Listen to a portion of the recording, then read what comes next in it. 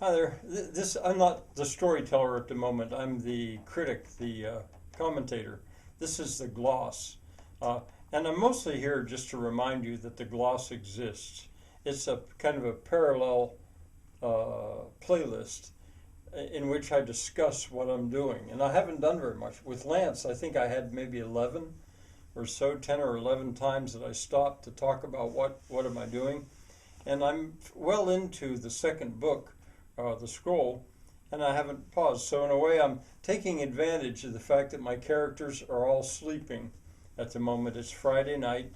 Let them sleep, and I'll take a chance to briefly talk to my listeners. There aren't very many of you, but I kind of have a steady audience, and which is good. Um, About the only thing I think I want to do in this gloss is remind my listeners what I'm doing. I'm telling a very big story, a very long story. I expect there'll be 8 books, maybe 9, in the single novel. I'm calling the whole work a novel. It's fiction. Uh, I compare it in length to War and Peace. I think it may be even longer, possibly. I don't know.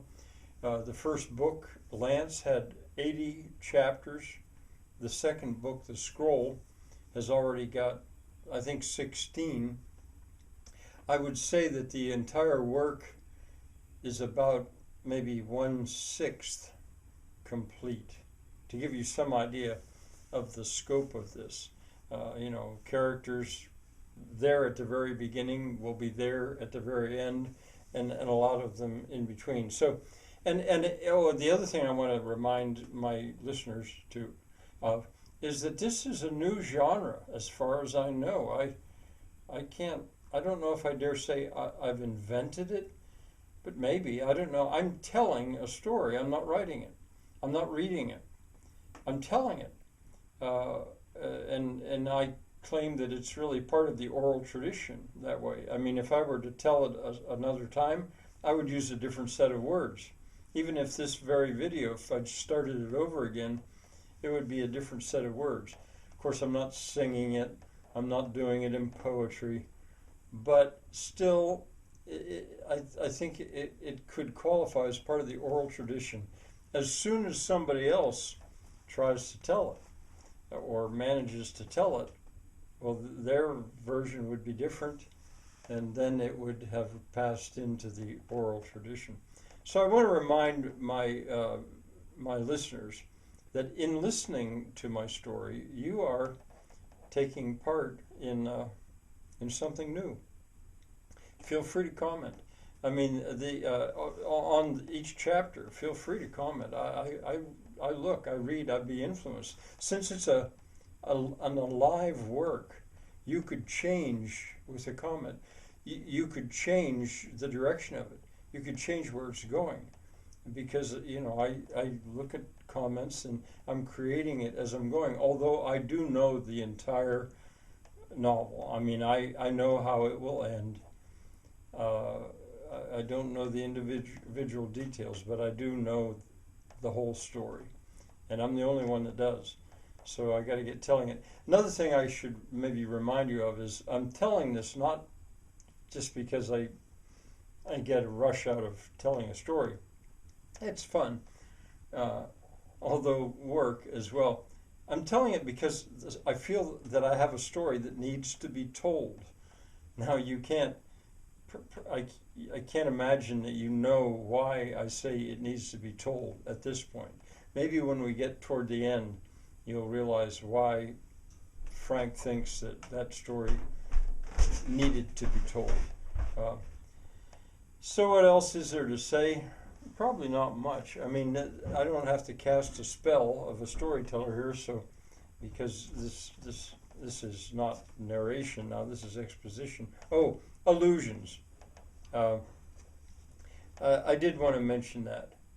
Uh, uh, Literary allusions. I continue to put them in there. The work is dense with them.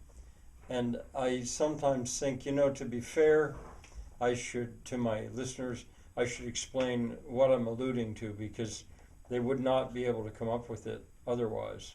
And I probably will do that now and then if there's an illusion that is so obscure that they would not stand much of a chance of figuring out where I came up with that.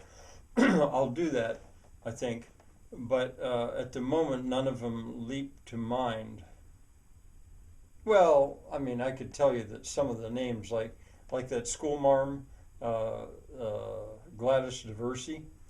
Well, I had a school teacher named Mrs. Diversey. In sixth, seventh, and eighth grade, I think, or seventh grade. She was wonderful. Taught me English and Latin. I think that's where I learned to diagram sentences from her. She was a wonderful teacher, and I know very little about her beyond that. I mean, she was good. She was professional.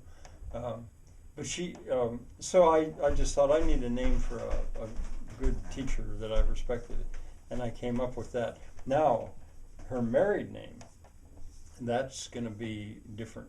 And I probably will tell you where I'm going to come up with that, because she is going to get married.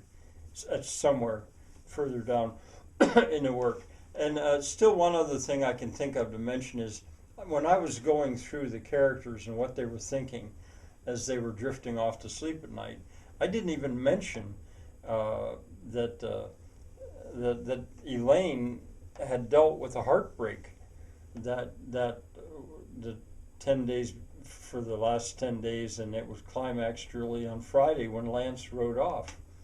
But that kind of fits with her character, because she's a survivor, and she was not going to be crippled by a love's labor that was lost there. So I don't feel so bad that I forgot about that. She's got a lot ahead of her, and she had lots to think about.